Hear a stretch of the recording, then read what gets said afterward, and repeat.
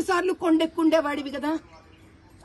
ఇవన్నీ లేకుండా కాకుండా 18 సార్లు భయంకరంగా వెనక పంపించాం, మేము వెనక పంపించామని మరి ఆ రిపోర్ట్ ఇవ్వండి అబ్బా.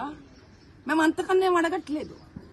18 సార్లు రిటర్న్ వెళ్లిపోయి 3 సార్లు ప్రతిసారి టెస్ట్ శాంపిల్స్ అనే రిపోర్ట్ ఇది. మరి 18 సార్లు వెనకబోతుంటే ఏం చేస్తున్నావు నువ్వు?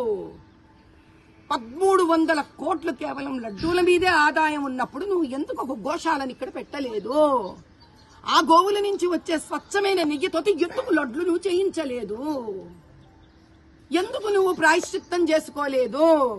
అయ్యో ఎంత కర్మ, నా హయాంలో జరిగిందే ఇట్లాంటిదే నువ్వు ఎందుకు భావించలేదు?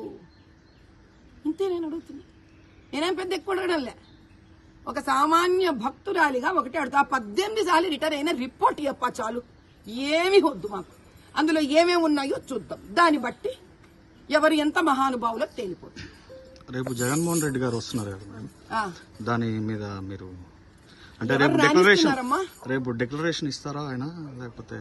అయ్యా వాళ్ళ చిన్నాన్న గారు అంటే వాళ్ళ అమ్మగారి చెల్లెలి గారి భర్త గారు ఆయన సుబ్బారెడ్డి గారు 2020 సెప్టెంబర్ 20వ తారీఖున అండర్ టేకింగ్ అనే ఒక ప్రక్రియను తీసి అవతల పారేశాడు.